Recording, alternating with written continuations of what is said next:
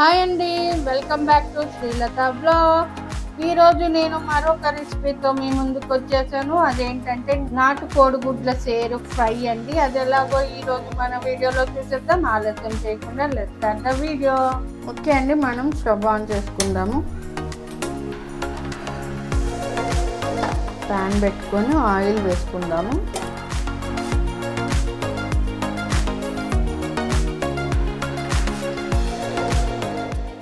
4-5 పచ్చిమిర్చి పొడవుగా చీల్చుకొని వేసుకోవాలి. బగారాకు వేసుకోవాలి. ఒక 4 అంగుళం చెక్క వేసుకుందాము. 4 లవంగ మొగ్గలు, బిర్యానీ పూత, ఆనియన్స్ 2 కట్ చేసి పెట్టుకున్నా.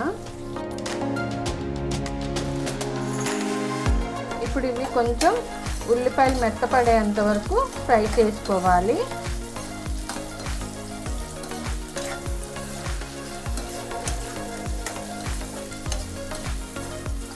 బాగుంటుందండి నాటు కోడిగుడ్ల సేరు,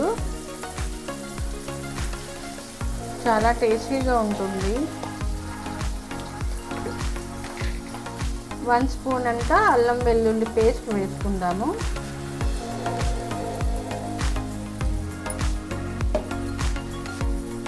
ఒకసారి మిక్స్ చేసుకుందాం పచ్చి వాసన పోయేంత వరకు.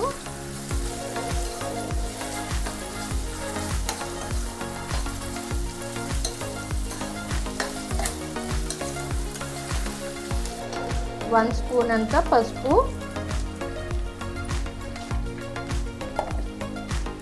సాల్ట్ కూడా వేసుకుందాం, టేస్ట్కి సరిపడా సాల్ట్. ఇప్పుడు వేసుకోవడం వల్ల ఉల్లిపాయలు తొందరగా ఫ్రై కూడా అవుతాయి.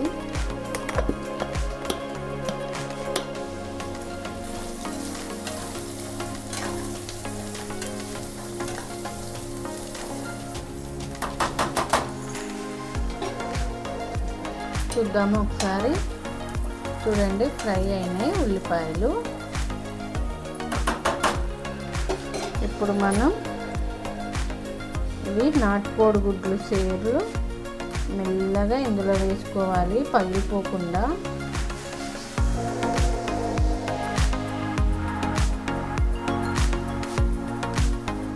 ఇవి ఇప్పుడే కదపద్దండి, అవి కొంచెం కుక్ అయ్యేంత వరకు అలాగే ఉంచాలి. మూత పెట్టుకుందాము.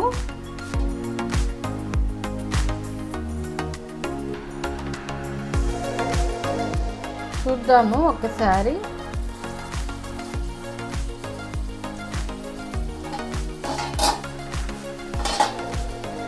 చూడండి, కొంచెం గట్టి పడుతున్నాయి. అవి చిరిగిపోకుండా కలపాలి మెల్లగా, పగిలిపోకుండా ఇలా టర్న్ చేసుకోవాలి.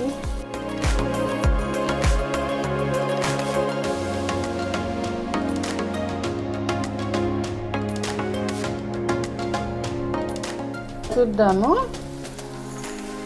చూడండి, కొంచెం గట్టి పడ్డాయండి. ఇప్పుడు కలుపుకుందాం మనము.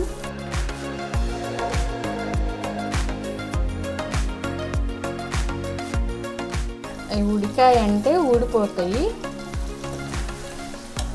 చూడండి, ఇవి ఇలా పైన పొర చూడండి ఊడిపోతుంది, అంటే లోపల కుక్ అయిందన్నమాట.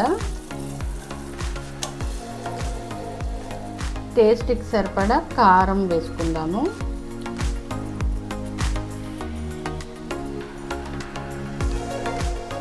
మరొకసారి మిక్స్ చేసుకుందాము.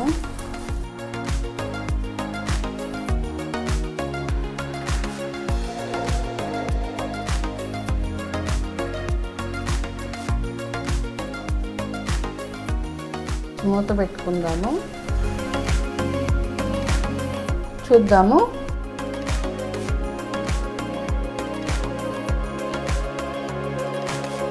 చూడండి, విడిపోయినాయి. కొంచెం గరం మసాలా వేసుకుందాము. చెక్క లవంగాలు వేసుకున్నాం కాబట్టి ఇప్పుడు పౌడర్ కొంచెమే వేసుకోవాలి.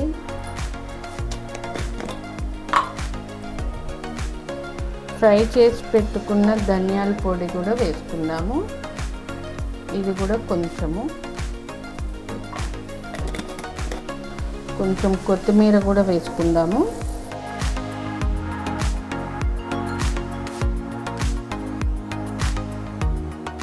ఇప్పుడు ఒకసారి కలుపుకుందాం మనము.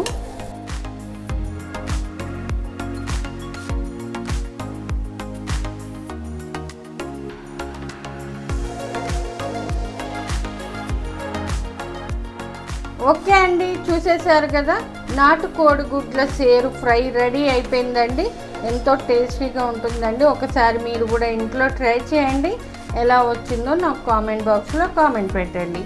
ఈ వీడియో మీకు నచ్చితే like, share, subscribe to my channel. Thank you.